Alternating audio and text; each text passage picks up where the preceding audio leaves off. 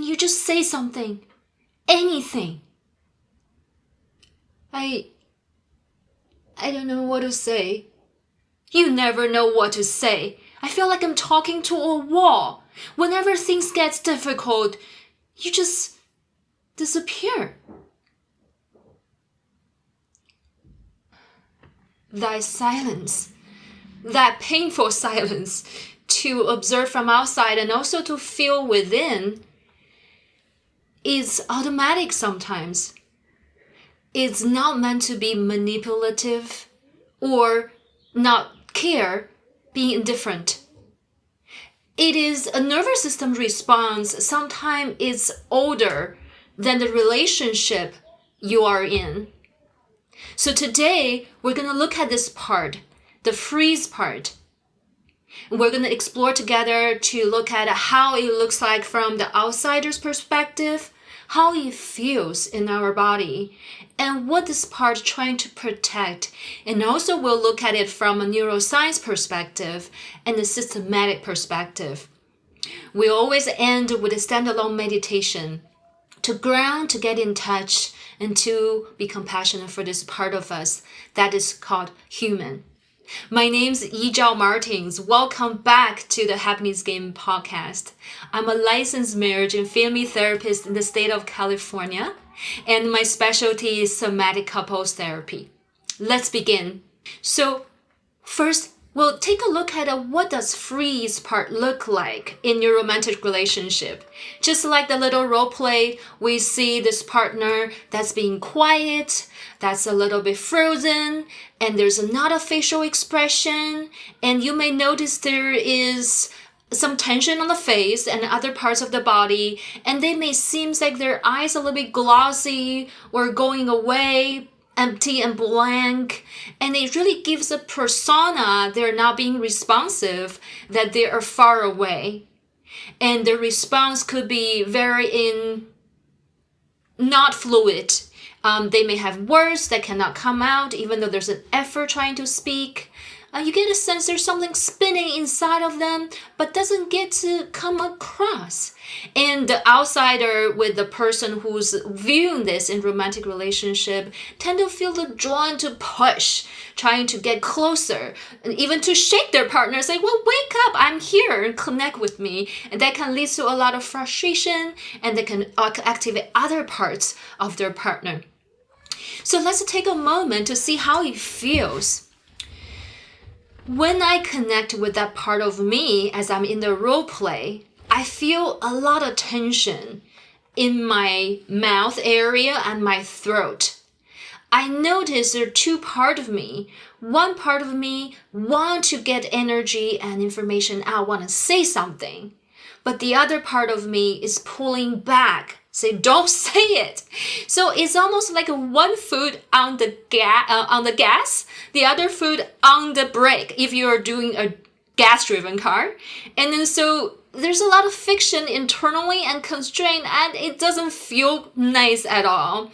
I actually feel quite frustrated. There's a lot of energy, a little bit shakiness as I'm showing you. It's a bit shakiness inside, and it could be invisible to the outsider, but I feel the friction, I feel the tension, I feel the shakiness inside. That and also there is a going away, and sometimes people say that it's almost like they're far away at the corner of their room, of the roof, and looking down at themselves, and they're literally immobilized, and they want to get out of that zone. The harder they try, the harder to get out of that frozen state. So instead of saying that's just who you are, we say that's a part of you. We can name it as a part of you, as being frozen in reaction to, my understanding is a lot of information coming into our system at the same time. It could be from the external information, people talking to you, asking you, demanding an answer. It could be also internal information, sensations in the body, feelings come up, a lot of thoughts also spinning in the head. And there was so much information that our system cannot process and organize in that moment. So we come into a pause.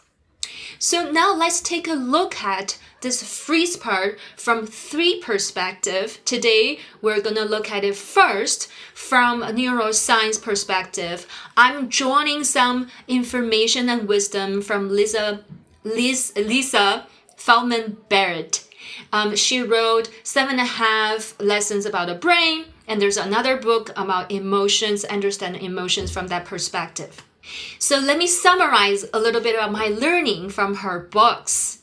That is, our brain has a primary function is to manage the energy budget of our body.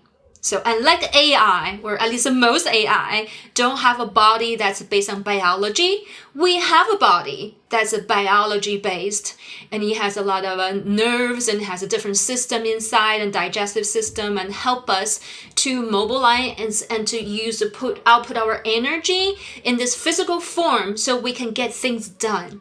So that's our brain's main function, is to decide how much fructose, how much of these other chemicals in our body we want to distribute a certain area of our body to get this goal achieved. And it's constantly calculating, even I'm talking to you, my body, my brain is doing that, to constantly calculating and to assessing and to predicting, giving signals as for how do I give it energy output. Do I lower my volume? Do I bring up my energy? And those are all determined and controlled by my brain. It's fascinating. And another theory that Lisa shares is our brain is predictive brain instead of reactive. Reactive meaning something happened, we respond to it automatically. So Lisa shares that our brain constantly draw information from the past to identify similar patterns. And based on that information, we predict the future.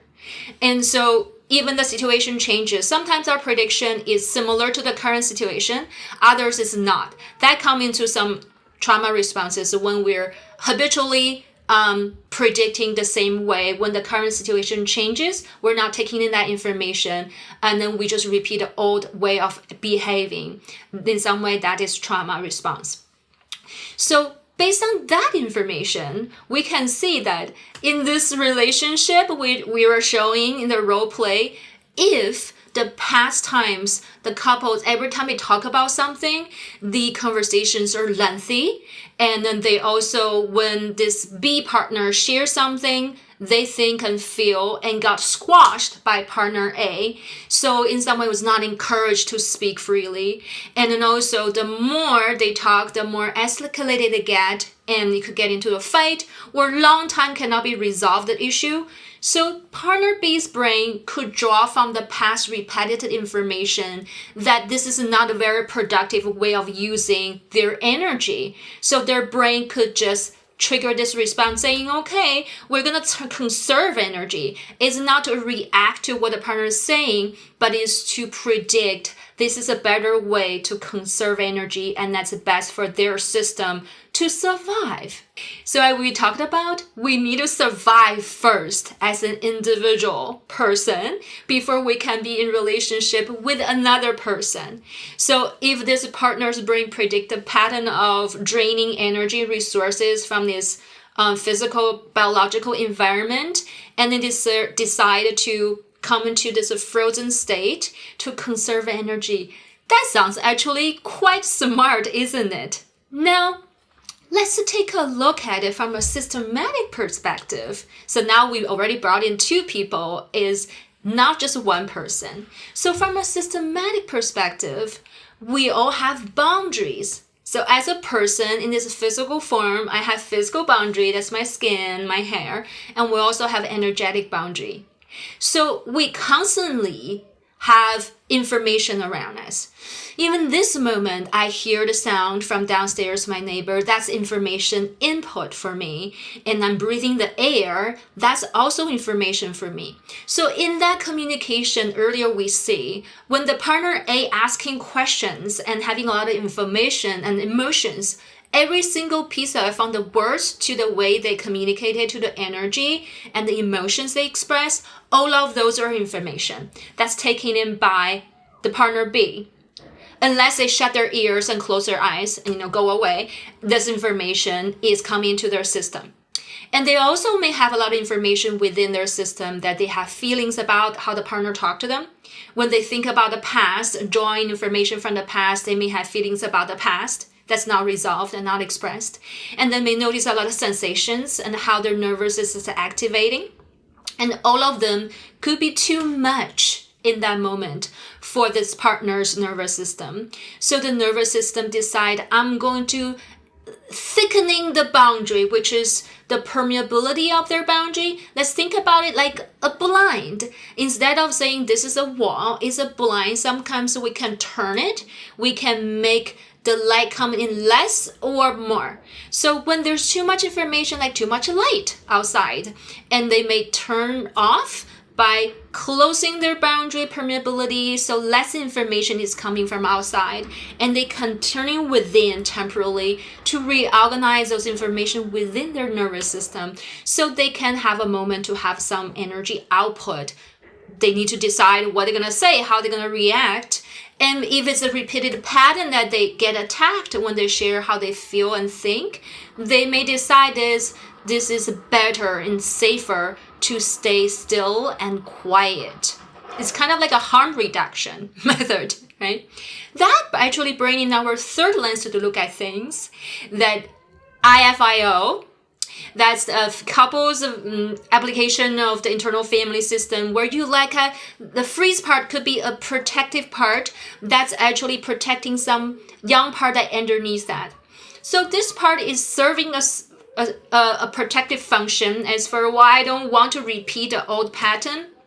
When I have an output of emotions or feelings or words and opinions, I get attacked or I get kicked out, I get blamed.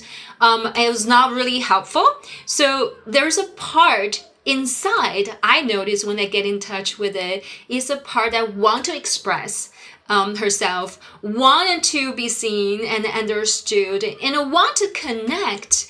But it's really hard. Maybe in the childhood, that part was not encouraged, and that part learned, well, staying quiet is the best way to survive and to keep the peace and harmony in the family. So they learned that this is the most energy conserving strategy to survive. But you see, in this new relationship, when this part is coming out to protect the younger part that want to express, the younger part doesn't get to be seen and heard, and then connection doesn't happen, so the relationship doesn't develop and transform. So we need to survive first, but how can we get out of that survival mode and bring into development? That is a very good question to ask, isn't it? So here comes the time I want to give you some guidances. Are you resonating, by the way, with any of the things I share so far? Do you see the freezing part show up in other people? Do you notice that show up in you when that happens to you? Do you have a version of that that's similar or different from my version? Again, my goal is to throw something out there for you to explore with yourself, with your partner, or with the support of a professional mental health provider. So if you're really curious about this part of you that's protecting you, and you want to know how does this part come to your life? When does it come to your life? How that shape you interacting with others? What are the costs of that? And how can you get out of that part that's controlling you, that's taking over, and having some new patterns of interacting with others? That is a good place to explore with a professional mental health professionals. And here we can only give you some ideas and to explore and to reflect and be aware of this part. So my first tips, relational wise, somatic wise, is also still to get to notice this part of you. Do you notice this reduced energy in you, this heaviness, this tension? Also, do you notice the two part of you even? One want to say something, want to express, the other part's holding back and afraid, right? If those things are indicators for you, great, and notice that and get familiar with it and telling yourself, oh, that might be a freeze part that's showing up. It's interesting. Let's get to know this part. So the second one is actually for the partner. When you observe your partner is in the state that's going away. I know something of you might be getting activated. It could be a fight part, it could be a fixer part. I invite you to go back to my channel and go to this series when we talk about the 5 F's when the honeymoon period ends, to review the part, the episode when I talk about the fight part and the fixer part. So this is a good time for you to regulate yourself as well. Can the two of you come up with the safe word or nonverbal cue? Not when you're activated, when you're actually relatively calm and relaxed. Can you talk about this part of your partner? When the freeze part show up, could you give me a cue? If I don't catch it, can you give me a sign of the hand? Or can you give a keyword? So I know where you are at, because it's really hard to be with someone who is nonverbal in that state when you have a lot of a desire to connect, understand the other person. The person who is silent, holding a lot of information, that creates anxiety in other people. And it makes sense. The other people want to probe and push and want to get information and want to connect. So the third tip I have for you is, well, for the partner, notice you have a freeze part as one of your protectors. Go explore either by yourself or with a professional as for when it started and how it looks like, how that impact you behaving, and what's the cost of it, and how can you find a new way to interact. And while holding this part of you is a very productive response and protector at some point. The fourth one is co-regulation, for the two people to co-regulate. Whatever from an outsider partner to observe the partner that's got hijacked by the freeze part, can you co-regulate by either taking a deep breath and exhale? Whenever I notice someone is holding their breath or they're having tension in a certain part of their body, I tend to automatically breathing. And as an indicator and invitation for the other person to breathe with me. That actually shifts things a little bit. As he is shifting, you may notice some subtle movement inside. It could be some vibration, some buzzing feeling, sensations, and you may also start notice the two subgroups. And if you can, show your hands and tell your partner, oh, I have two subgroups, I'm in freeze right now. I'm like a gas and on the break at the same time. Maybe the partner can also do this gesture with you while breathing to say, well, play a little bit and this is frustrating and you're in that state. Okay, I see you. As a way of reconnecting before you can go into a deeper work. All right, let's come to our meditation. Are you ready?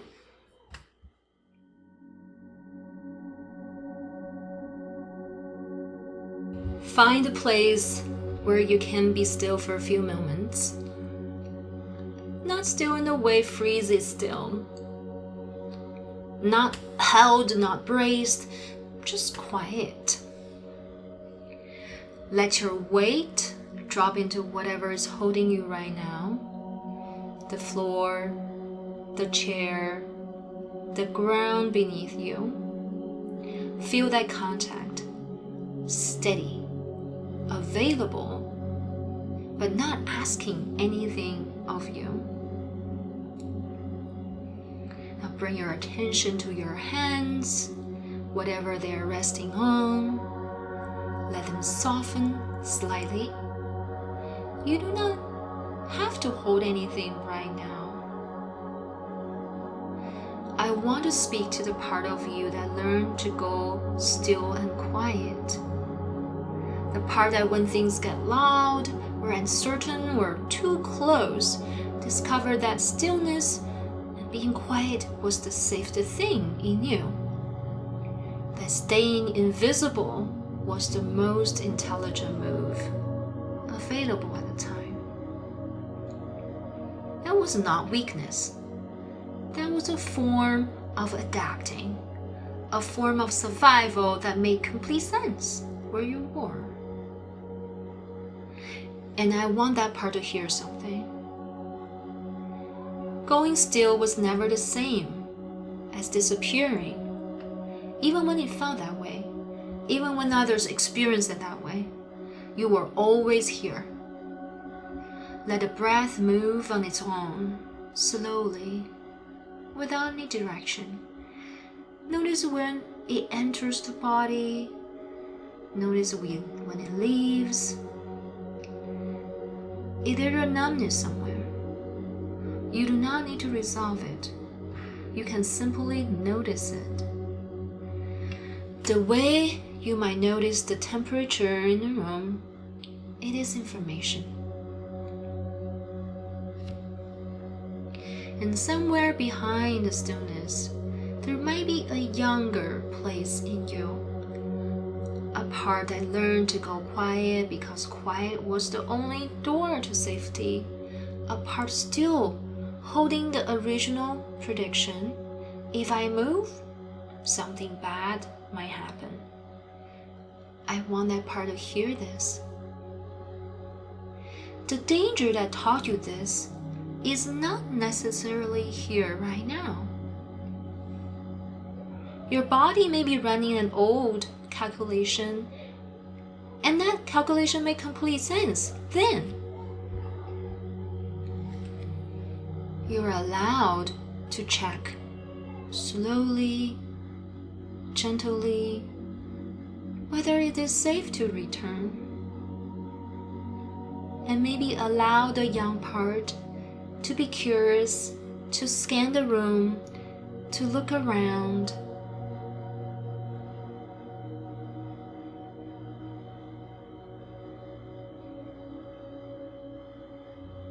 Take one more breath, slow, full, and come back when you're ready. When you open your eyes, allow the light to come inside. Allow the room, your surroundings to come inside your eyes. Look around, scan the room. Maybe find something green. Have eye contact with that green. And notice if your curiosity has increased.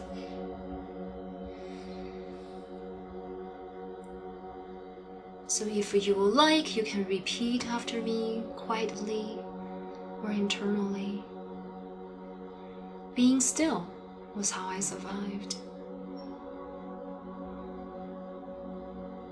Being present is how I return to here and now. I'm learning slowly, with care, with curiosity, and if it is safe to come back to my body, if it is safe to be seen. I don't have to have words right now. I only have to be here with my body.